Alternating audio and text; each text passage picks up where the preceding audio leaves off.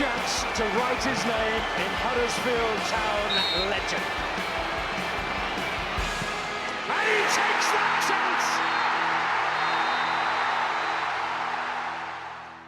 chance! Hello, welcome. It's the warm-up episode 100. It's Brady and Josh, and we're previewing the Stoke game, and we're joined by Andy Booth. Andy, thanks for joining us. How are you doing?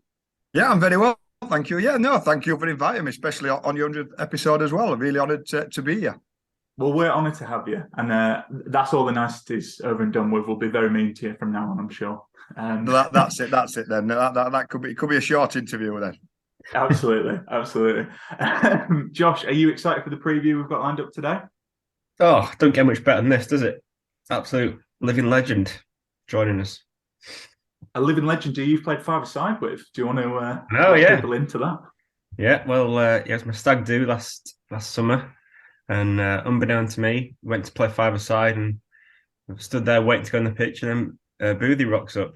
It was quite surreal, really.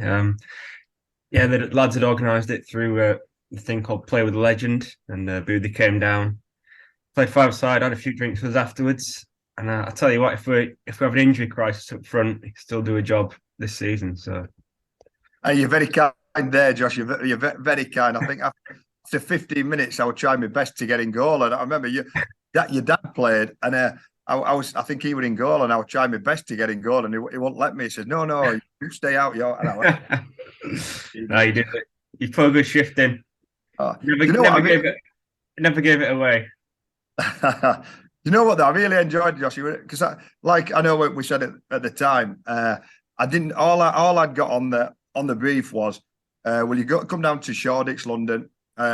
Some Huddersfield Town fans want to play five-a-side with you, and then have a few beers afterwards.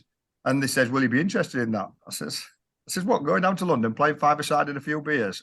Where do I sign? I know what it was. I'm thinking, why do people want me to play five-a-side with them? But yeah. So I'm amazed that you invited me, Josh. And do you know what? I know we've said it before, but the trains were on strike, so I had to drive. But if I hadn't have had to drive, I would have been on the train, and I'd have stayed out in London with you, because I know you, after the couple of beers, you were all ready to crack on. And I know we talked about it last week, but it sounded like you had a fantastic night.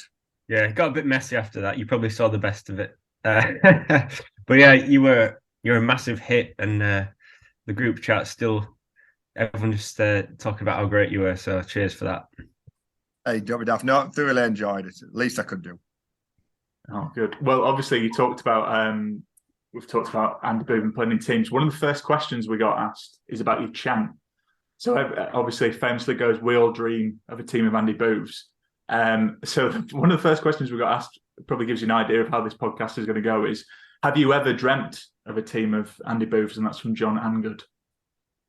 I've got to admit, no, I haven't. No, and it amazes me that, and it amazes me, but it's still brilliant that the fans still chant my song. I was at Wigan on Saturday, and as soon as I go underneath and into the bar area, the fans see me, and straight away it's number one is Andy Booth, and you're thinking sooner or later they're going to get bored of this chant, and they're going up to 11, and you're thinking, my God. And I with my son on Saturday, and to be fair, he's 21 now, so he can remember me playing, and he can remember a bit of when the fans chanting me. But my daughter's a bit younger, and she's horrified every time we go to a match with her and the fans start chanting that. She's absolutely horrified, and she's so embarrassed in it. And now I'm just an embarrassing dad to her. But seriously, no, it's great that the fans still chant my name, and I think they chant my name now more than they did when I played. Might give you an idea of how this season's been going, but what I would say is, how would a team of Andy Booths actually get on? Did you play in any other positions? Obviously, we know you're a striker, but were you half decent at anything else? Could you shift in anywhere? Well, to be honest, I signed as a schoolboy at Huddersfield as a centre half. I played for Elland as a centre forward, but I was probably a better central defender than I was a striker. And obviously, I scored a lot of goals in the juniors. But the scouts came and signed, took me to the club as a central defender. And we talk about little moments in your career. You played Derby County, Leeds Road playing fields on the centre pitch. It's now AstroTurf. We used to play down there, and I was playing central defence, and it was only a friend, and we were 2-0 down at half time. And George Mullall, who was the youth team coach then, who obviously I've got a lot of respect for, and I owe a lot of my career to, said, "Bulver, do you fancy going up front second half?" And I said, "Yeah, of course, yeah." And so he put me up front. We won 3-2 when I scored that trick. And ever since then, I never played centre half again, and that when my career started. And I practically got signed as an apprentice that day after that. So probably central defence, and I played once in goal for Sheffield Wednesday against Liverpool, and that was for 40 minutes when there's two keepers, one got sent off and one got carried off injured. And my claim to fame is Michael Owen had 2 1-on-1s on with me, and I saved them both. So maybe I was goalkeeper in the end. I might have chose the wrong position. I like it. I'd love to see. I don't know how we'd make it happen, but I'd like to see it. I bet it'd be interesting. Maybe something to put through the computers.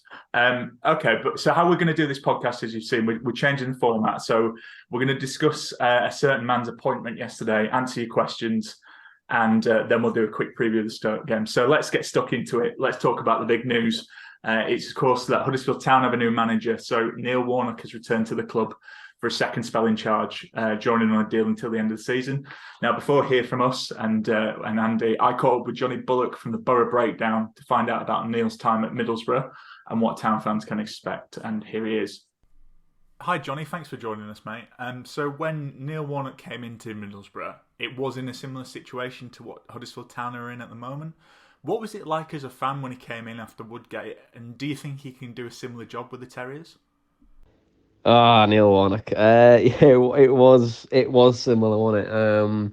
To what you guys are currently facing. It didn't work under Woodgate, and we needed someone to come in with experience to keep us safe, really, and keep us in the division. And we had the squad there to do it. It was just trying to galvanise that group of players and get them playing, and also get rid of the players that don't want to be there, because obviously there was quite a few that were out of contract, and it was in the middle of that COVID period as well, so players could leave if they wanted to. So we were able to do that, and the fan reaction was good, because when you brought someone in like Neil Warnock, you're expecting a few results, not pretty football, but you'll get results and he'll try and keep you up. And to be honest, I think he will keep you up. Like him coming back into the division, it's a direct style of play. A lot of championship clubs now are trying to play intricate passing, but there's not much direct football anymore, so that might surprise a few teams. So I'm hoping that it can get you the results that you need to stay up. So Neil Warnock doesn't have a reputation for playing great football, but how did the fans view the style at the time? Yeah, like I said, it wasn't beautiful football, it just kept us up, you know what I mean? And it was effective football, and sometimes football doesn't have to be pretty, it just has to be effective. And like I mentioned there, around like the direct style of play, like him coming back in the division when the division is mainly possession based, probably say now, it could be a bit of a good time for him to come in, bed in, and also try and get results, because it's just a little bit different. Like, I was interestingly seeing Wrexham against Sheffield United, when they went really direct on the long throw-ins, they didn't like it. So it could be something that you tend to see with Huddersfield for the remainder of the season.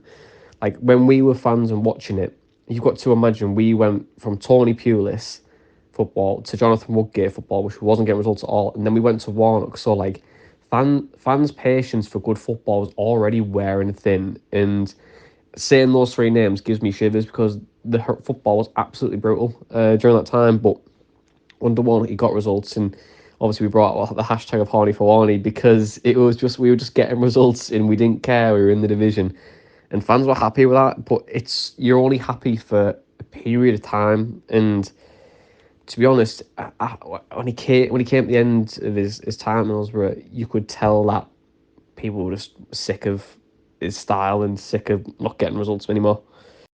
And he stayed on after he kept you up into the following season. But how would you sum up his time with Borough? But in terms of like how I'd sum it up, like, it was effective.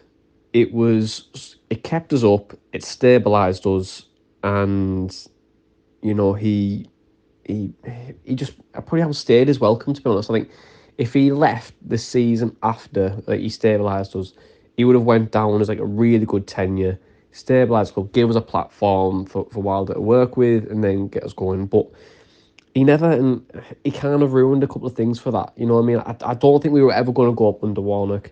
The football was okay in parts. It wasn't perfect, but it was just effective at the time. And the horny for one, you lose your horns fairly quickly. To be honest, if you're not getting the results, because it can be really difficult to watch at times. But then again, saying that, I did watch Pulis ball and Jonathan Woodgate ball and then Warnock ball, and that in itself was pretty painful. So, but it was a good tenure. Like, you can't deny it. You got a few players off the books, which they're all coming off the end of the contract, so you can't really rely on it too much. But he just did a good job, and I'm probably that's where it's going to be. It wasn't great, good job, efficient, did what he had to do, and he should have just called it quits at the end of the season, but he didn't, and got sacked. But yeah, good tenure.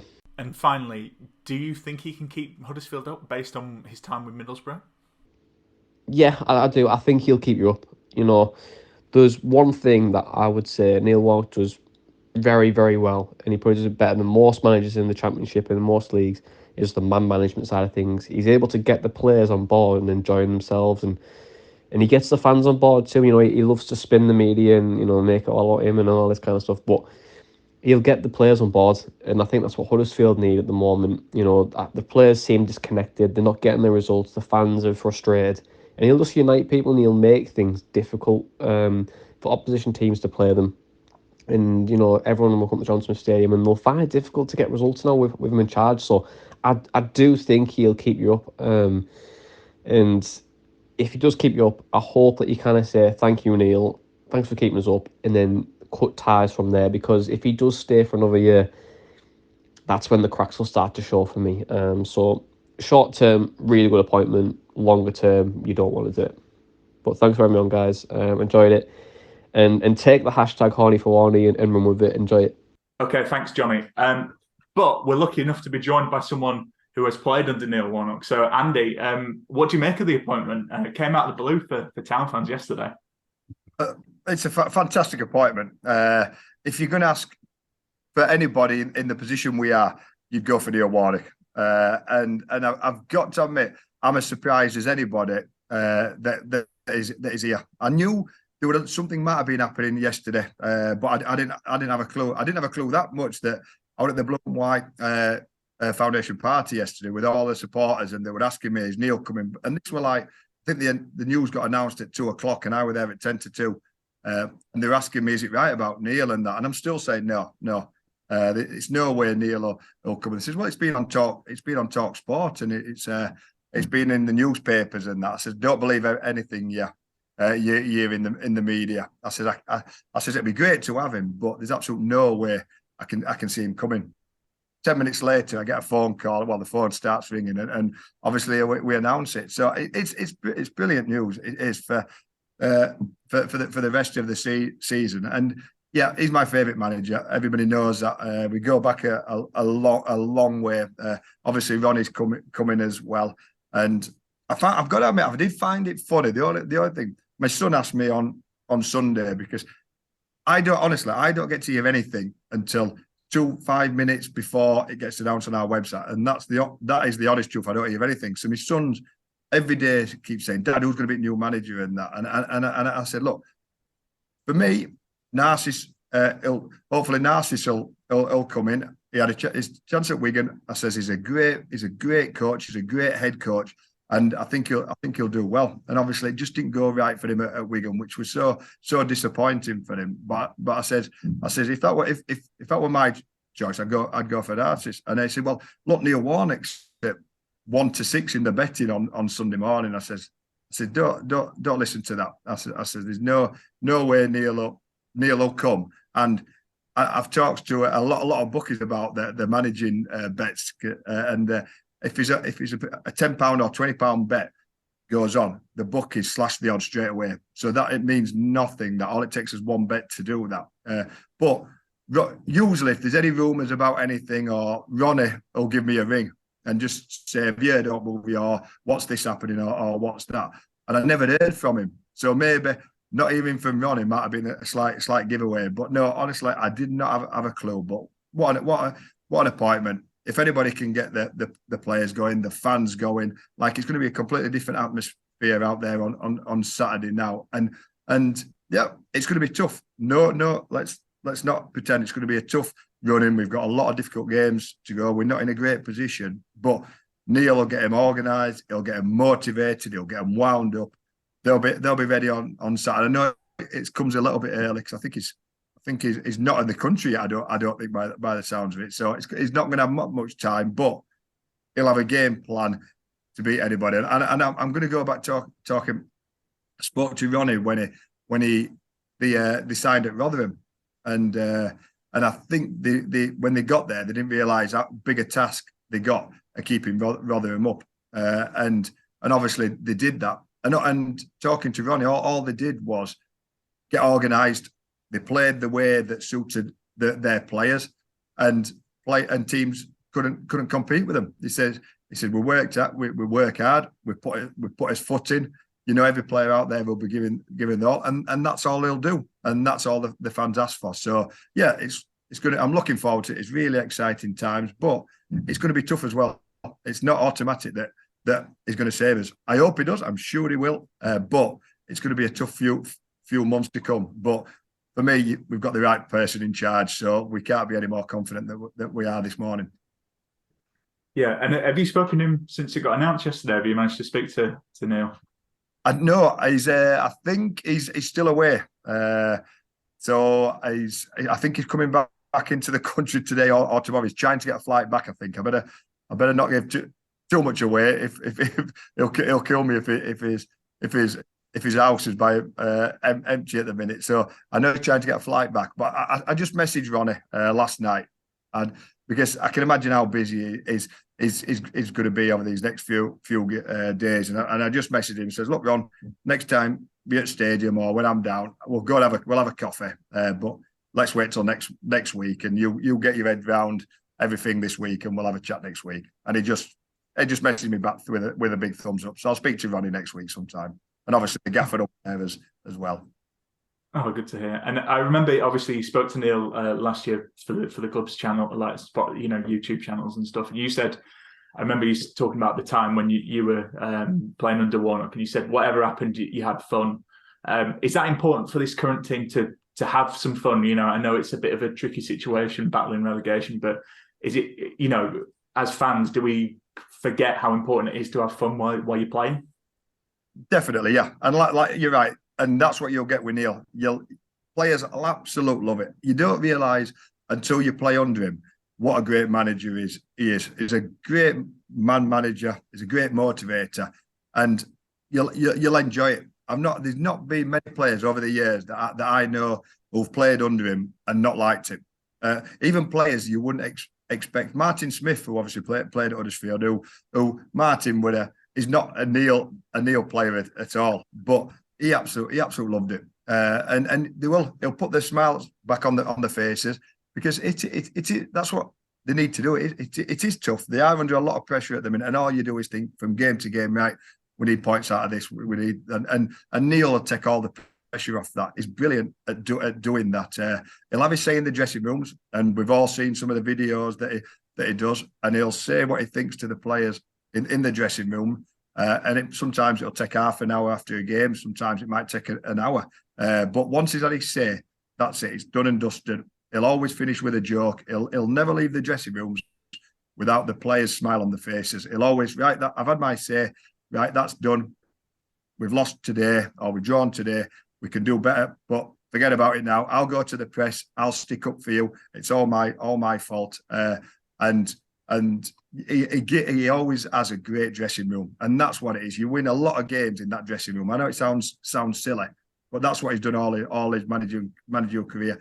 And you're together as a group. You're all in it together. And it's probably hard now because he's only got a short time, but he gets the wives and families all together as well, and he makes it one happy family. And if the players are happy, if the wives are happy, if the kids are happy, then performances change on the field, and that's what he does. It's not difficult what he does, but he does it so well. And yeah, like I said, the lads, they'll enjoy this time. And if you're enjoying your football, it means you're doing well and you're winning games as well. Yeah, and you talked a little bit about his man management and what he does. Like, is it like you said, getting the players' families involved, getting them all together? Is that what makes his man management so good? You know, because obviously he's had success pretty much wherever he's gone. Yeah, it's everything. Yeah. Like I said, he won't. Obviously, the time he's got now, he won't be able to do that. With the games coming up and a short space of time, he's got to concentrate on the lads really and get that dressing room, get the training ground atmosphere sorted and around the place. Get everybody, even the coaches down there, the office workers, the chefs, and that. He'll have everybody a smile on the face. He'll make it an enjoyment place because it's when you're down there, it's not nice and the pressure's on everybody. But he'll change that. I don't know how he does it, but it's like he takes all the pressure himself and takes it off everybody else. And he will. And like I know, going back to when we had like a Bully and obviously Ronnie, Pat Scully, Lee Sinnott, Tom Cowan, Paul Reed, Fanny, we had Dunny. We had a great team spirit, great morale, and I know there's been a lot of stories of egg and sherry, and I'd love to know if he still does that. I can't see players today going into the boardroom having half a pint of sherry and a raw egg and downing it. But I'm sure he'll have moved on, but doing something very similar. And it's not having the egg and sherry, it's the team bonding, and it's like the camaraderie when you're all in there and watching Chris Billy's face having to down a half a pint of sherry with a raw egg, and then we're having to vote for that. Who's going to do it again? So obviously we vote Chris Billy, and that's what it is. It's not about the egg and sherry. It's about everybody being together and having a bit of fun and not taking yourself seriously. And that's what he's brilliant at. And he will. He'll come in. He'll talk to the players, and straight away they'll feel like a family. And if you feel like a family in the dressing rooms, then when you're on the field, everybody's looking after each other, and that's the most important thing. I remember going back one, and he organised a night out in Sheffield, and unfortunately, quite a few of us had been golfing that day. So there were 10 of us, and the golfers, like, we got into the bar, and he'd put us on a coach for 9 o'clock that night. So we'd been in the bar 6 hours. So you can imagine what state we were in. It took us to Sheffield, and we'd all fallen asleep. So we are like, said, no, we're not coming in. And the coach took us back to the hotel. And that next morning, he called all them lads in who didn't go into the nightclub and give us a right rollicking. And he says that were a team bonding. You don't leave your mates. Everybody goes into that nightclub. We thought we were doing the right thing to not go in because we'd had too much to drink, but no, he wanted everybody together. He says you're a team. You stay together. You stick together, and that's his philosophy. And that off the field and on the field, you stick together as a team, and that's all it is. And if you know you've got 11 men and 7 subs all together fighting for each other, it's half the battle. It's half the battle, and that's what he'll do. And he'll do that straight away. He'll do that in a week or so. That's great to hear. As Town fans, and you talked about rollicking there. Obviously, Neil is famous for dishing it out, and you've been on the receiving end before. What's that like? Because I mean, this probably says a lot about me, but I think I'd not deal with that too well. But what was it like when Neil's in full flow? Oh, it's horrible. It is, honestly. You get your head down and you just pray he's not going to pick on you. And problem is, most at times, because there were no numbers then. It wasn't everybody had a number. I were number 9, Ronnie were number 10, so it was 1 to 11 all the way around dressing room. So I always sat next to Ronnie, and if Gaffer had a go at Ronnie would then say, "Well, what about Boovy? Boovy didn't do that." And straight away, Ronnie had a great thing of deflecting from Neil's wrath onto me, and I'm thinking, bloody hell, cheers, Ronnie, thanks a lot for that. But it's funny. You sat in the dressing rooms and you're waiting for it. I'm sure he still does it. Back then, it were obviously with Mick Jones, unfortunately, obviously passed away last year. Evo, which were the goalkeeping coach, and Neil had go into the showers for 3 or 4 minutes, So we'd all be sat there, and you knew it were coming. Especially even if you're winning at half time, he'd still go in the showers, and he'd like compose himself, and he'd talk to Evo and Mick, and straight he'd come in, and he'd have 6 or 7 minutes absolute rollicking you. But and you know what? He was spot on. Everything he said was spot on. But like I said, then he'd have his say. Right, I've got second half to now. So right, lads, we're going to do this. We're going to do that. Donny, you're coming on. Boover, you're off. Or we're going to make this. Let's just change this. And most of the time, second half, it worked. And then, like I said, full time again. You're waiting for it. The best team, the best changing room conversation we had, was at Wembley in the playoff final. Because obviously we all know he comes in and he does his rollickings and he goes round everybody.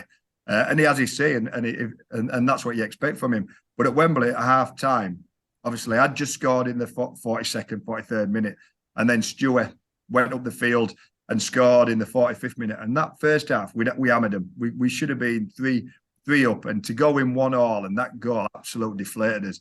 And we're sat in the dressing rooms, and heads were down. It was the quietest. Usually when you're waiting for Neil to come in, lads are talking, because we had a lot of leaders then. They were all captains, really. So you'd be talking amongst yourselves, saying, "Come on, we can do that." But that at Wembley, all his heads were down. It were like we'd gone in changing rooms 3-0 down. That goal just absolutely killed us. And Neil obviously knew that. And probably the last thing we needed then was if he came in and give out one of his famous rollickings. And he went completely the opposite. He praised everybody and said, "What a fantastic half that was! How proud he was of us all." Like he says, "We can win this. We can do this." And he brought the belief back in. And without that halftime chat, there's no way we'd have won the second half. Because I think if he'd have come in and gone round and done his usual rollicking, then I think we'd have gone out differently. But he knew that, and that's what a great manager does. Then he knew the circumstances, and he was probably deflated as well, because we played so well that first half. And he went round and he just lifted us up, and then second half, obviously, we know what happened. But what an important managing decision he made, because he obviously went in them showers with Mick and Evo, and he had to change his philosophy completely, and that's what great managers do. And obviously we won because of him. And I'm not saying we wouldn't have won, but I think it'd have been a lot different if he hadn't done what he'd have done at half time at Wembley. And that's what he is. I say I can't talk highly of him. He's my favourite manager, and I'm pleased that he's back. And I think for everybody, they'll see what he's all about. That's great to hear. You've got me all fired up, Andy. And that's really good to hear. Josh, you had a couple of questions you wanted to ask, didn't you? Yeah, just off the back of that, psychologically, obviously, very, very, very clever, intelligent. Because on the face of it, you see all the rants, and you just assume that's what he's like all the time. But there's a documentary, you might have seen it. It's on YouTube. It's just called Warnock. It's gone viral the last couple of years. It's really, really interesting watch. And as part of that, Michael Tong, he's a coach now at Town. It's interesting the way he treats him compared to the other players in that documentary when he's at Sheffield United. I'm just wondering, he sort of puts his arm around him and he treats him differently because he knows that he wouldn't respond the same to some of the other lads. Just wondering, was there anyone in your dressing room that he sort of took a different approach with like that?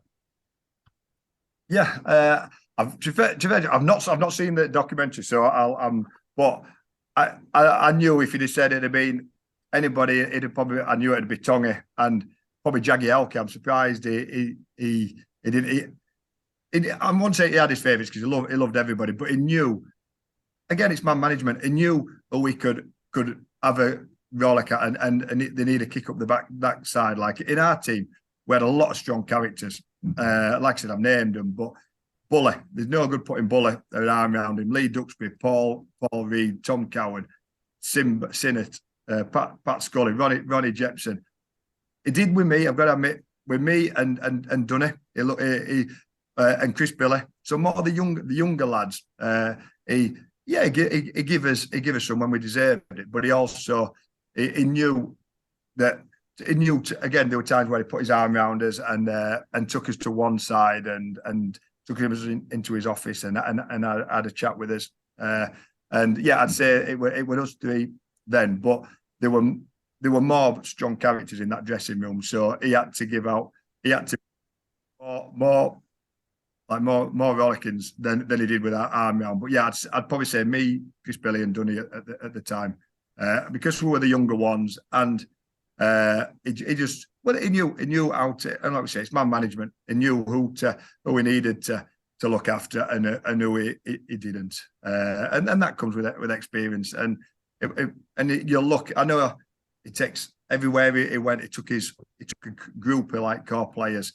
Like when he left Huddersfield, when he came from Scarborough, a lot of people wore it, but he brought Mark Wells in and Wardy, who came from Notts County with him as well. So he brought two lads in, and he always brings people in who he knows and who he trusts and who he knows will be good in the dressing room. And then obviously, when he went to Plymouth, he took Chris Billy, Richard Logan, Simon Collins. He takes players with him, and then obviously the area he got it. You had your Paddy Kenny and your Sean Derry and them players. So he always brings lads who he knows in the dressing rooms who will get all the lads together and working for him and getting behind him. And that's what he does. But yeah, you can imagine Tommy, like I said, probably Jagielka as well. And everywhere he went, he'll have different man management styles for everybody. I know. He says the story with it. I can't think of his name. The lad at QPR, fantastic footballer, but definitely not a Neil Warnock. Correct. That's it. Yeah, definitely not a Neil Warnock player. But Neil treated him completely different to the others and got the best out of him. And that's what he does. He gets the best out of every player, and he knows how to do that. Yeah, I'm just really excited about the appointment. Like you, I really didn't think it'd happen. You know, it's only a few months ago. I went to town hall to watch you, and you were up on stage with him, weren't you? Talking about old times. And I bet if someone said to you then that in a few months he'd be manager of Town again, you wouldn't have believed it. No, definitely not. And it's funny. Sue Bowman, obviously the ticket office manager for 20 odd years, she retired probably 2 years ago now. Thinking about that, but when Neil retired, I came into the office and she said, "Oh, I've just sent Neil a well wishes, happy retirement." And she said, "Have you done it?" And I said, "No." I said, "Because I know him. He's not going to retire. He might think he is now, but he'll definitely be back in football." So, and then obviously the town hall, and when he came back to the stadium, you knew he wanted to get back in. You knew he was desperate to get back. And I think he said it. I think Sharon is what needs him out of house as well. So he'll probably be helping his Sharon as well. But I never thought for 1 minute he'd come back to Huddersfield. No, that's really interesting what you say about that. During that, when you were at the town hall together, you thought he was keen to get back in, and like the reception he got that night was really special, and he looked to be taking it in. So obviously he thinks very highly of the fans, and the fans think very highly of him. No matter what happens this season, that'll still be the case. But I think he doesn't need this job. We're obviously we need him more than he needs us, and the fact that he's taken it on suggests he's had a good look at it, hasn't he? And he's thought, I can keep this team up, so that gives us confidence that he thinks that. 100%. Neil's not coming just for their job, just to like get him out of the house and get him back in football. He'll be 100% not knowing that he can keep us up. He'll be absolutely full of confidence. He'll have watched us. He'll know, and if he didn't think he could keep us up, he wouldn't have taken it. And I know that for the fact, just knowing what he's like. But he'll him and Ronnie, they'll have done the work, and they will have been secretly watching us. I'm sure this just doesn't happen overnight. A signing like this, and yeah, it just shows. Yeah, like I said, John, he loves the club, he loves the fans, but is here to do a job, and if he didn't think he could be successful, he wouldn't come. So it's definitely, he's got to, like we said before, he's got to fill us all with confidence, because is coming to keep us up. No doubts about it. That's what we want to hear. Boovie, obviously you'll know some of the current crop of players. Is there any that kind of, you might not have to give specific names, but is there any kind of players that spring to mind in this current team that you think will respond really well to Neil, or do you think the whole squad will get on board? The whole team will get on board. If they don't, they'll be out of the team. Or out of the squad.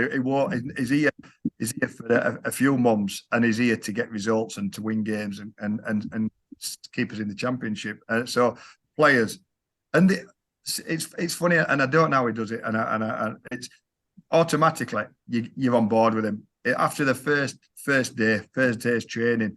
After listening to him, he'll go for the meeting with all the players before training that first time he comes in, and they'll all be on board. Then it just is.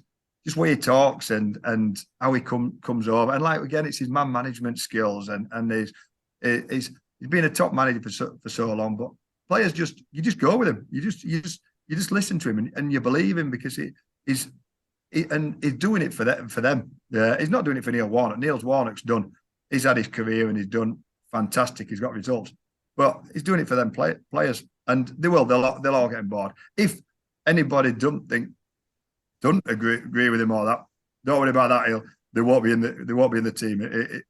He'll have him straight out. But I think looking at that crop of players, they're all honest. They're all honest, hard-working lads. So they'll love it with him. They will. They really will. And if I've got a name, Sodje obviously is the senior pro.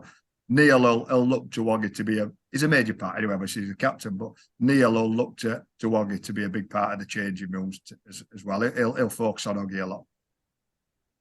Good to hear. Well, Boovie, we got you on to talk about you really, but you've done a lot about Neil, so we'll move on because and ask you a couple of questions that the listeners sent in because it's time for the mailbag.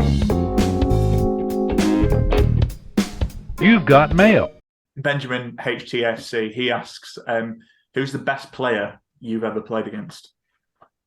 The best player I've ever played against? Oof, that's a tough one. That I played against the Arsenal back four of Adams, Keown, Winterburn, Dixon, then David Seaman in goal. Obviously, that's not one player, but they were unbelievable. Jaap Stam at Man United, fantastic player. I had a real battle against Neil Warnock when we played at Anfield at Liverpool, but I played down at Chelsea, and Ruud Gullit was a sweeper that day, and he was player manager. So he'll have been 36. Will Ruud Gullit then, and honestly, it was absolutely unbelievable. It was just too good for me. It made me look stupid. I'm thinking, why am I on the same field as this player? And like balls were going up in the air, and I'm trying to flick him on win him. He's taking 3 steps back, chesting it down, pinging 50-yard balls with his right foot to Vialli, left foot to Zola, to that. And I looked, I thought, this guy was World Player of the Year. Like, you don't become that for no reason. And at 36, he still had it. And I just thought, what a fantastic player he was. So yeah, I'd have to say Ruud Gullit. Even though he was coming to the end of his career, you could tell what a fantastic player he still was. That's mad. I don't know. I just didn't know you two played against each other. I can't imagine you two on the same pitch. That's mad. That's I don't think I won. I don't think I won on the same pitch as him that day. I think I did score. Would you all and I scored? So I don't know how that happened. Oh well, you've been hard on yourself there. Benjamin also asked, "What's your favourite goal for Town?" Is there one that springs to mind? There's quite a few favourite. Every goal as a striker, you love every single goal. Obviously, the Wembley one was special. Scoring at Wembley, something you'd always dreamed of doing. The Brentford one in the playoff semi-final as well. That meant that again to get us. We needed that goal because we got 1-0 down and we were under pressure, and that just goal before half time just helped us. So it was a great goal. And the Wembley one was a great goal, but they meant a lot. My best goal has to be down at Cambridge. We played Cambridge United, and we won 5-4, and it was the game after the Autoglass final. And going back to Neil, and it sounds like it's the Neil Warnock. Neil asked Cambridge if he could move it back the game to Wednesday because we were playing at Wembley on the Sunday. We wanted an ease up on Sunday night. We'd organised a big party. We'd not been to Wembley for 60 odd years. So Neil asked Cambridge, if look, would you just move it for one day just so the lads can have a good night, and then obviously we'll be able to recover. And Cambridge said no, they want letters. So he was absolute fuming. Obviously, still let us have his knees up, and we had it. Honestly, God knows what time we went to bed. Well, I don't think we went to bed that night. And then we were straight on the coach because we had to play Cambridge on the Tuesday, so we got coached down on the Monday, and he was absolute furious. His team talk. There were nothing for us to play on because it was nearly the end of the season, and we were safe. It got us out of the relegation, got us to Wembley, so we were safe. So but he wanted to win that game, and Phil Starbuck scored a hat-trick, and we won 5-4. But I got the ball, and it's good. I can embellish it because the cameras on back then, there were one camera on our penalty area and one camera on Cambridge's area, so you didn't see what happened. But I'm sure I got the ball on the halfway line on the left. I beat 5 players. I curled inside, and I curled it into the far stanchion. And it might not have been halfway line, but every year I tell it, it's getting further back and further back. But that was my all-time best goal. But again, one of my favourites as well has to be my last ever. That one down at Leighton Orient, where scoring my 150th goal, my last ever game. The momentum took me to the Town fans to celebrate with them. I had my son in the dugout there. So the most memorable one probably has to be my final one, but the best one would be the Cambridge one. Oh, amazing. I'm a hangover as well. That's decent. What kind of? So you'll know this name, Phil Senior. I asked him if he's got any questions. He sent me through quite a few. I'm not sure how many I can probably ask you, but one that stuck out was he said to ask you about Jacko getting us stuck in a lift. Can you tell us that story? To be fair, you've been kind there, because knowing Phil, I can imagine what questions he sent. I think you've picked a good one out there. Yeah. Can you believe? And it's ridiculous. We're talking professional footballers who and what it was, we were at the stadium and we were going through from the changing rooms to the house to the spa to the sports centre, where I think we were doing swimming or something, or going in the gym. And again, Neil, and I keep going back to Neil, but Neil, great team spirit and getting the change rooms. And that's what Jacko did. Jacko were brilliant in the dressing rooms. All the lads, we were all together. We were all friends, and we were a good team, and we had a great team spirit then. So going from one stand to the other to the swimming pool, you have to go through like a bit of a back entrance, and there's a lift. You have to go up into the lift. So Jacko thought it'd be great to fit all 12 players in this lift. It's only a service lift, which allows 4 people. So we were all crammed in, and we grown men. Looking back, we grown men. We shouldn't be doing this. Professional footballers, and Jacko had us squeezed in and pressed button, shut it, and we got stuck. We got stuck halfway up. So and I've got to admit, we started panicking. Like there were no room in there. But Jacko were panicking more. Like he's thinking, how do I go to chairman and say I've got all my players stuck in a lift, and we were halfway between floors. And Jacko luckily opened the doors on the next level, and we're all scrambling out. We're all giving each other a leg up and that to get out. And you look back and you're thinking, we're a professional football team. We shouldn't be doing that, but that's what we did back then. We had no prima donnas. Everybody were down to earth. We all had a good laugh, and that's what Jacko did again. He brought great camaraderie to the team, and we got results on the pitch because we were all together. But yeah, stuck in a lift with, especially with Effie Sodje as well. It was an experience I don't want to ever do again. Why Effie? Was he proper panicking or just? Well, yeah, Effie with his scream, he's got the highest voice ever, and he's screaming. He always says Gaffer. He's always like Gaffer, and he's screaming like and practically crying like. So we'll let him go out first. But again, memories. It's ridiculous, really. What you remember. Brilliant. I'll move on from Phil's questions. I might ask you for another time. But Matt Shaw, so Matt does the pod with us. I don't know if this is a rumor, but he said, "Is it true that you really love Harry Potter? Is that true, or is that just nonsense?" You know what? It's true. It is true. It is true. I don't know how he knows, 'cause I don't think I can't remember everywhere where I've ever admitted to it.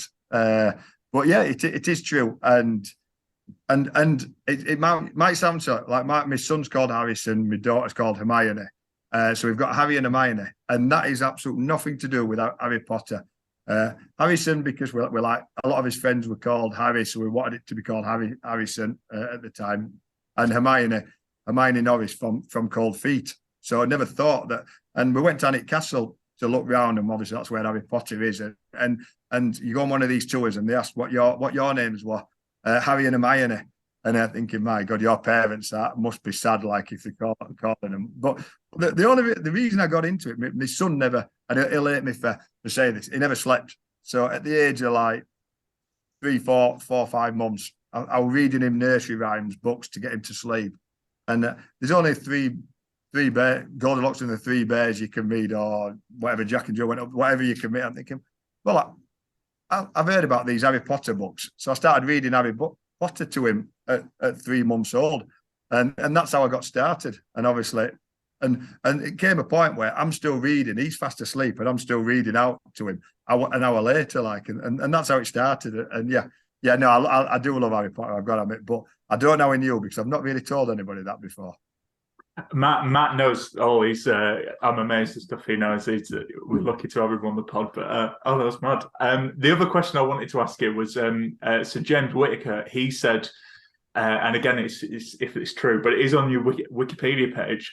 Do you remember the story of the MotoGP star Valentino Rossi saying that after Zlatan Ibrahimovic, you're the second best striker in the world? Yeah, I know that. Yeah, and that is true. I think a lot of it's tongue in cheek, mind you, but he did say that to Valentino Rossi. Yeah. And what and it sounds horrible. I'm not a MotoGP fan or a Grand Prix. It's just I'm more cricket and football and ball sports. So somebody told me, and I got somebody told me, Valentino Rossi said you told me this story, second best player of Ibrahimovic, and it sounds like I'd not heard of Valentino Rossi. I didn't know who he was. But obviously I knew Matt Roberts, who was the commentator for MotoGP, obviously a big Huddersfield fan, and it was Matt that put him up to it, and our Matt's favourite player, so he asked Valentino to do it. They were playing table football, and so that's how it came about. What they did was Valentino Rossi invited me down for a day at Donington with my family. So I met him. I presented him with an Huddersfield Town shirt, and had a fantastic day. And ever since then, I have watched GP, and I obviously I followed his career. But yeah, it was very tongue in cheek that he said that I was the second best player after Ibrahimovic. But yeah, no, it's something again that you look back and you think, my God, did that really happen? And it did. And no, it's something that I can look back and from memories, and like again, I shared it with my family, and they've still got all the memories and the photos as well. So yeah, no, it is on the Wikipedia page, so that is true. Yes. Right. Okay. Cool. So what we'll do is we'll take a quick break, and then we'll come back and read some of Kwana's questions.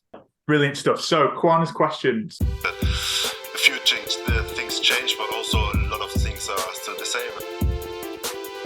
Question this week, very appropriately, is what's your favourite Andy Booth moment and why? So you're just going to get a lot of praise now, Andy, because you've done a lot of talking. So I'll read you some out. So Tom Bradshaw, who obviously listeners will know well, who will be back for our Birmingham preview, he says so many, but personally, Walsall away, centenary season, and a brace from Boothie helped us win 3-2 after being 2-0 down early on. Great away day. Do you remember? Was that a good day, Boothie? Do you remember it? That was a great day, yeah.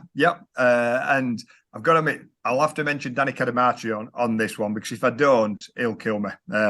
Cad set up both my goals. Like then it was my last, obviously 6 or 7 games. I'd just come back from a massive back operation, and my body had practically I'd finished, and I could hardly move. So Cads did all my running that day, and it just laid two goals on a plate for me. So yeah, but yeah, we were down, and I scored a couple of goals, to make it 3-2. I think I might be wrong. I think with Martin Kelly from Liverpool, we played that day as well, but I might be wrong. Sure he did. Yes, I think he did. Yeah, he's one of them players you forget about, but he was decent, wasn't he, for Town? He was very good. and obviously I had a good career in the Premier League. Absolutely. So another one here. This one made me laugh. Marco J. He says, "I remember mocking the concession stand at Wickham for selling Haribo, timing my who would ever buy them at a football match perfectly with Andy Booth turning around with his kids and 2 bags of Fantastics." So yeah, there you go. I enjoyed that. Just that is not what you'd expect turning around. Another one we got Dave Hay. He says, walking into a pub next to Leighton Orient and being greeted with a sea of people wearing Andy Booth masks, and Booth scored as well on the day. Is that weird? Like, I was going to ask, that must be so weird to see like loads of people wearing like masks with your face on. Have you ever seen anything like that? Obviously not, no. And I didn't know they were going to do it. Obviously, it would make my last home game at Brighton, and I didn't know they were giving 10,000 Andy Booth masks out. So when I walked out and half of all the crowd have got my face on it, you're thinking, bloody hell, what poor players and rest of the team having to look at that. And yeah, that would have been unreal, surreal. I've got to admit, it was something I weren't expecting, and I've got to admit they still pop up now. You still see. I don't know how people have kept them. We're talking 14 years ago now, and people have still kept them in the cupboards. And every now and again, I still see one around. So yeah, that is frightening. And then they took them all down to Leighton Orient as well for my last game. But it's good again. Having 10,000 of your own face at the stadium again. It's a bit surreal. It is, but again, great memories. And obviously, you talked earlier about the chant. Is it like, I don't know, what is it like? I know you're a professional footballer and you see all this, but like even seeing people with like your name on the back of your shirt, like I don't know, it's what we all dream as a kid, but you got to experience it. Does does the novelty ever wear off, or is it still surreal? It's still very surreal still, and like you say, still chanting my name when I'm 14 years after I retired, and I'm going up there and I'm in the kiosk next to him having a pint of beer, and I'm just stood there. There's no you can do it. You've got to wait for him to finish. But I said to my son, I said, you can't believe that they still remember me. There's all them players that have come in these 14 years. We've been in the Premier League 2 seasons, and then we've had Championship playoff finals, and they still owe me in high regard. So no, it's brilliant, isn't it? And it's nice that they still remember me and still think so much of me. So no, I've got to admit, I do like it, and I do quietly love it that you're still chanting my name, and you do see shirts with my name still on the back of it. Oh, brilliant. And the last one we got from Corner's question was Lord Levitt. He says, has there been a hat-trick of headers against Rotherham? Peak Boothie that. How many other town strikers would have been likely to score 3 headers? Where does that rank up? Did you score many hat-tricks? I'm trying to remember. Yes, I scored 5-6 hat-tricks. My first one was down at Plymouth against Martin Hodge. You might not remember, but Martin Hodge was my goalkeeping coach at Sheffield Wednesday then. So I got very close with Hodge. So it was nice to score my first ever hat-trick down there.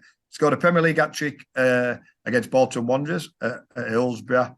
But that one, the 3 headers one, were a bit special because we were playing Rotherham, and we played Rotherham at Rotherham, and Colin Murdoch was the centre half, and he absolutely murdered me that day. I never won a header, and he bullied me. He did, and I should have come off after half time or after 60 minutes because I had no impact on the game at all.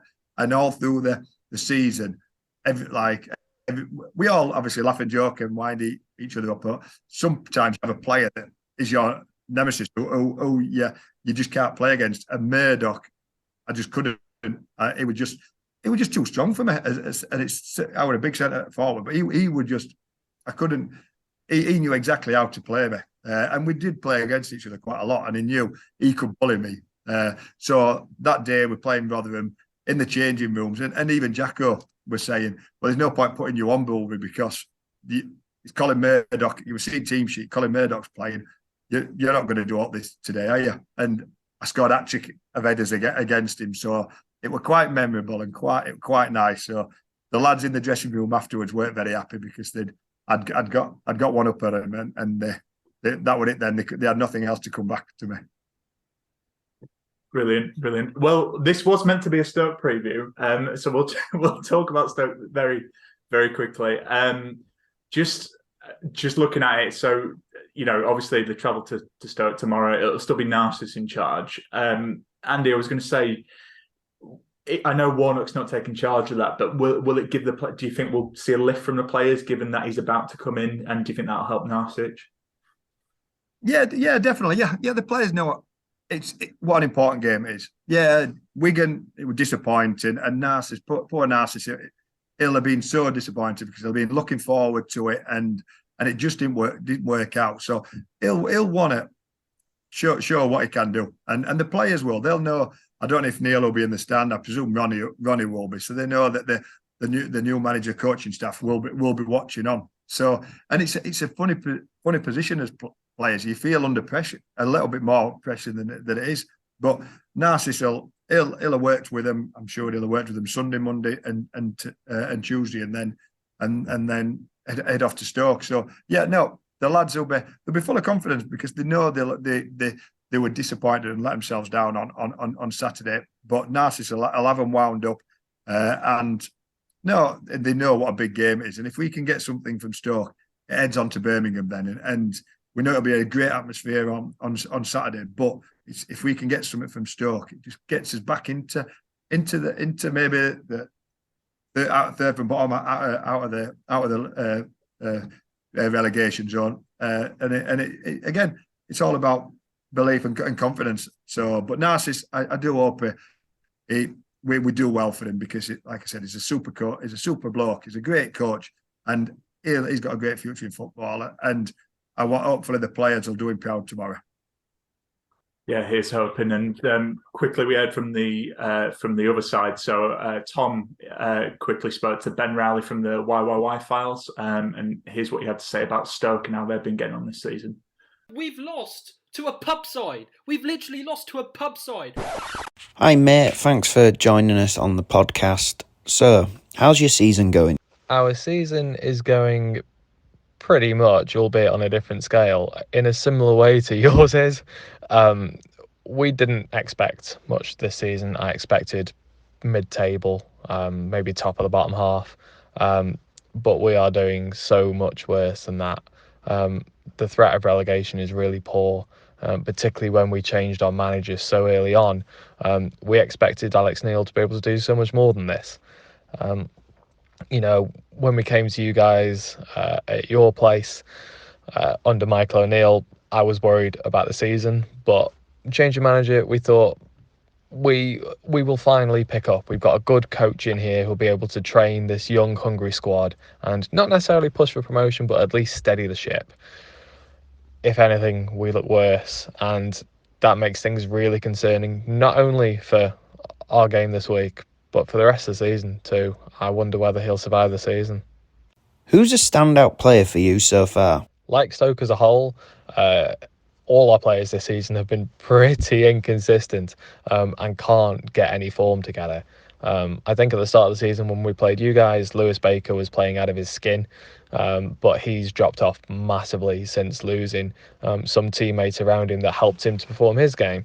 At the moment, I'd say it's probably Josh Laurent, who has been almost Rude Hullet-esque in midfield in some games. When we played Reading, he was instrumental in us winning 4-0. In the cup against Stevenage, he scored an absolute worldie from about 35 yards out with his weak foot. And he's just made the midfield more dynamic, more physical. And, for a Stoke team that's lacked bite, that's lacked concentration, that's lacked aggression, Josh has brought that, and long may that continue, because without him, we really would be a real soft touch. And what's your score prediction against Town? Can we both lose? Honestly, I think the way it's going at the moment, it could be the case. Look, I may be overreacting after, our 1-0 loss against Luton and our 0-0 against Hull, because we were playing reasonably well before that. And we have got new signings to come into the team. I don't know whether Ben Pearson will be fit. I don't know whether Axel Twanzebe will be fit. Selena has played a couple of games, but he may start this time. There'll be heavy rotation in the team, I'm sure, considering the way we played on Saturday. Hey, it's a fresh start, and let's be honest, if we wanted to play anyone in the league, it'd be you guys, I think. Managerless and bang out of form. Hal, I'm going to go with a 2-0 Stoke out of blind optimism and nothing else, pretty much. But I wouldn't be surprised if the form was flipped and you guys turned us over instead. Best luck for the rest of the season. Thank you. Bye. Okay, final bit. We're nearly there. Thanks for being with us, Booby. So it's time for You're the Boss. So what we do is we look at the lineup and we look at what we'd change. We'll go around quickly. But Boovy, you don't get the special treatment with this. I ask every guest we have on. Let's say you're in charge for the Stoke game. The question I always ask our guests is, what would be your managerial attire? Are you going tracksuit or are you going suit if you're a boss? What are you going for? Definitely tracksuit. 100% tracksuit. Everybody knows me. I wear my club tracksuit every day. I know I'm out and about in the community and doing stuff, so I do need to wear it. But I'm definitely a tracksuit manager, yeah. Nice. Would you do you have any preference on your manager wearing a suit or a tracksuit, or does it not matter? To be fair, I like my manager wearing a suit. It contradicts it completely. If I were a manager, I'd wear a tracksuit. But I just think if you're a manager and you wear a suit, you're showing you're the manager, you're in charge, you're the boss, and you stood in that on that touchline, and he's got a suit on and a tie. Then you think, yeah, you know who's in charge. Jack will look good in a suit, doesn't he? Slick. I'm not even going to answer that because yeah, it did look well, but he knew he looked well as well, and he spent more time in front of that mirror before we went out than giving team talks did Jack. But no, seriously, it did look well in the suit, and he was a manager and a great manager with Jacko. But yeah, I loved himself definitely. Brilliant. So the lineup for the Wigan game, it was Vlasic in net. You had Turton, Lees, Pearson. I think I've got that wrong, but yeah, Radoni, Hogg, Kamara in 3, and Hungbo, Waghorn, and Knockout. Josh, very quickly, any changes you make to that team? Obviously, some might be forced. Yeah, I've made quite a lot actually. Yeah, as you say, some forced. So obviously, goalkeeper. I don't know if he's going to be fit, but if not, I think I like Billy Kapic. I'd actually go back. I'd play 3 at the back. I'd go Boyle because Hellick's injured, Pearson and Lees, and then wing backs. I'd bring a couple of young lads in. Actually, I'd give Headley a go at left wing back, and I'd give Spencer a go at right wing back. Nice. Hogg. Sorry, lost my. No, it's all right. Hogg, Kamara. No, actually, no. Hogg and Kasumu. And then Knockout, Hungbo, and Rhodes. I think that's 11. Nice. Yeah, I'd probably go the same. So I'd have Billow in net. I'd go for a back 4 actually. So I'd put Lowton at right back in the 4, and then have Lees and Pearson with Headley. I think he deserves a bit of a start. I've gone 4-2-3-1 formations. Hogg and Kasumu. And then I've got Hungbo, Radoni, Knockout, and then I've got Jordan Rhodes up front. Andy, I feel like I'm putting you on the spot with formations, but is there anyone you'd like to see come in, or any players you think deserve a bit of a crack? Yep. Well, to be fair, everybody knows me. I'm not a manager, not a coach. Never been interested in going down the coaching role at all. And I am one of the worst. I watch football and I don't see anything. I don't see how goals come and who makes the mistakes, who's out of position, who does this. So for me, I'll say, but I'm old school. I'd go 4-4-2. I'd definitely go back to a 4-4-2. And I've said this for the last 15 years anyway. And no coaches play 4-4-2 because it's old school and you'll get overrun in midfield and all that. But for me, stick to 4-4-2.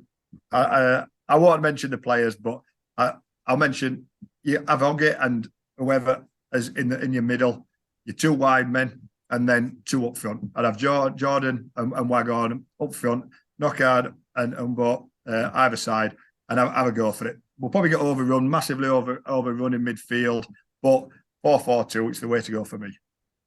I'm so pleased you said 4-4-2. I wouldn't expect anything else, Booby. That's great. And then go on then quickly. We'll do match predictions. I'm going 1-1 draw, and I keep saying it, Booby. I think I've said it every game this season, but I think Radoni's going to get his first goal. Hopefully he does. Josh, what about yourself? What's your score prediction? Hard fought 0-0, and I don't think that would be bad. It set us up all right, I think, for Saturday if we can win that one. Good man. Bovey, what are you predicting? How do you do with predictions? Are you any good at them? No, I'm terrible. So don't even listen to what I say. But it's going to be tough down there, and a point. It'll be a good point if we, like you said, you've both gone for draws. If we can get a point down there, we'll snap their hands off now. And yeah, it'd be great for Radoni to get his first goal because the lad works his absolute socks off, and it'd be nice for him to go down there. So I'm going to stick with you 1-0 Radoni goal. Let's hopefully fingers crossed. Nice.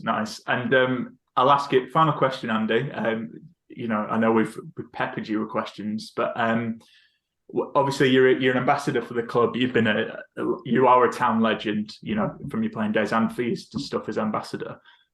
When you kind of I suppose when you're ready to retire and looking back on things, how do you want to be remembered by the town fans? Oh, that's a difficult question. Just being Andy Booth. That I'm a down to earth lad. It's great that, like I said, that supporters hold me in such high esteem. But I'm Huddersfield Town. I've been the luckiest person ever. I watched Huddersfield. I'm a massive Huddersfield Town fan. I scored in front of the cowshed at the Old Leeds Road. That was my ambition fulfilled, to play over 450 games, to be the third highest goal scorer. I am lucky, and still to be involved with the club 14 years on and doing what I love. I'm lucky what I do now. So just being Andy Booth is enough for me. Fantastic. Sounds a bit big-headed. I do apologise. No, not at all. Yeah, be more Boothie. Yeah, exactly. That should be a catchphrase. Let's get that on around the stadium. Well, great stuff. Well, Josh, thanks for coming on. Andy, thanks for coming on as always. And thanks to everyone for listening. And of course, thanks to our sponsors, Magic Rock Brewing. Don't forget you can get 10% off all online orders with the code AHTTC10. That'll do it. We'll be back for the Birmingham preview. And Andy, I'll let you have the last word. Anything you want to say to the town fans before we end it? Just get behind us. It's going to be a tough end to the season. We need everybody. There's going to be ups and downs, but you don't realise the effect you all have on the players on a Saturday, Tuesday, Wednesday night. Just get behind them all. We can do it. Fantastic. And we'll leave it there. Well, cheers, everyone, and we'll be back to preview Birmingham. So, ta for now and up the town. So town, play up, bring the car back to Huddersfield.